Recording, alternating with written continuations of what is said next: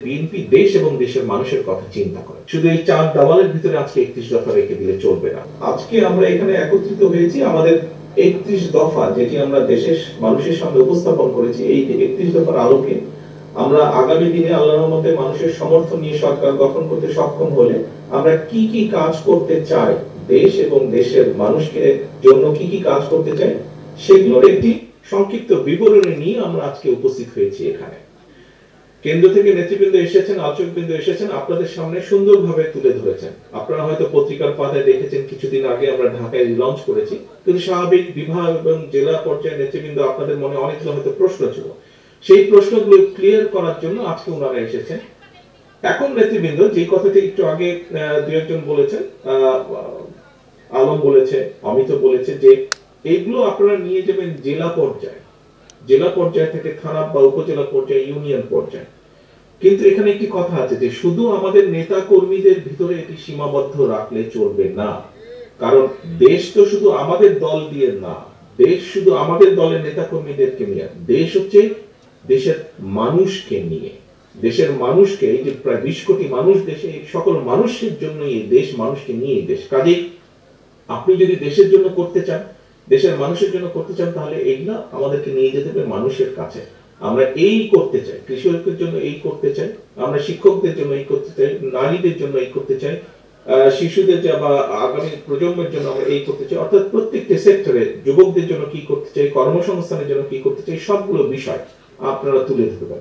হ্যাঁ, অনেকে হয়তো বলতে পারেন এর মধ্যে সকল বিষয় নেই, হতে পারে এর মধ্যে 100% বিষয় নেই, কিন্তু এর মধ্যে অনেক কিছু আছে, মোটামুটি ভাবে গাইডলাইন একটি আছে।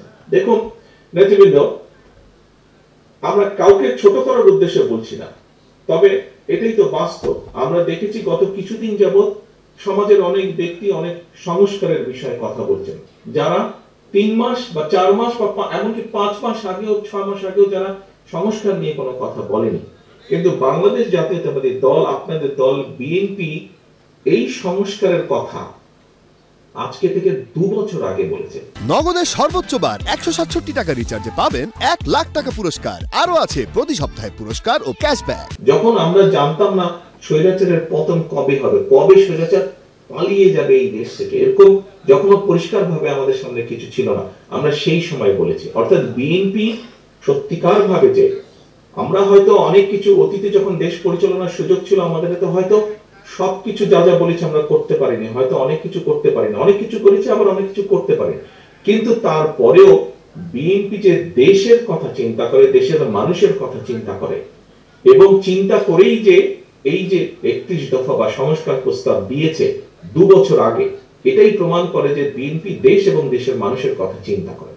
আপনারা যদি পত্রপত্রিকার মধ্যে খেয়াল করে থাকেন, দেখবেন আজকে তো আপনারা নিজেরাই শুনলেন, দেখলেন, আলোচনা করলেন।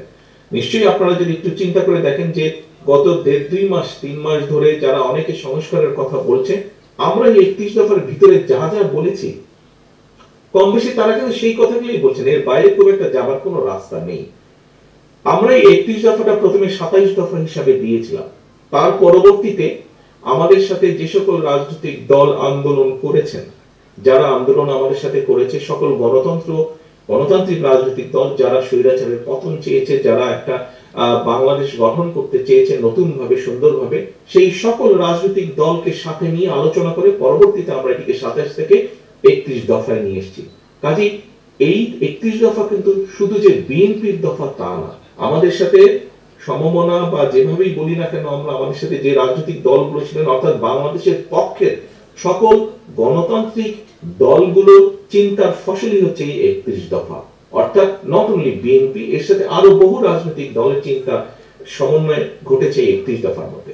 এখন প্রিয় সহকর্মীবৃন্দ, এই 31 দফা আমাদেরকে নিয়ে যেতে হবে, এটার পক্ষে মানুষের সমর্থন আমাদেরকে আদায় করতে হবে।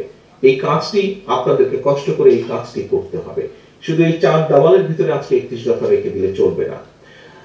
আপনাদেরকে নিজের, আমরা কেন্দ্র থেকে করেছি, আপনাদেরকে এখানে আছে কিছু একটি বক্সের মধ্যে কিছু লিফলেট দেওয়া হয়েছে, বইগুলো দেওয়া হয়েছে। এটি যথেষ্ট নয়, এটি যথেষ্ট নয়।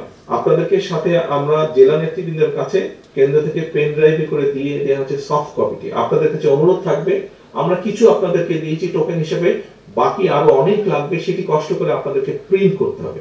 তবে অবশ্যই এখানে জেলা পর্যায়ে যারা নেতৃবৃন্দ আছেন, আপনাদেরকে এখন পরিকল্পনা নিতে হবে কিভাবে আপনারা উপজেলায় করবেন। উপজেলা নেতৃবৃন্দকে সাথে নিয়ে জেলা নেতৃবৃন্দ পরিকল্পনা করবেন কিভাবে আপনারা ইউনিয়ন পর্যায়ে চলে যাবেন, সেটি আপনাদেরকে পরিকল্পনা করে গ্রহণ করতে হবে। অর্থাৎ মোট কথা মানুষের কাছে পৌঁছে দিতে হবে।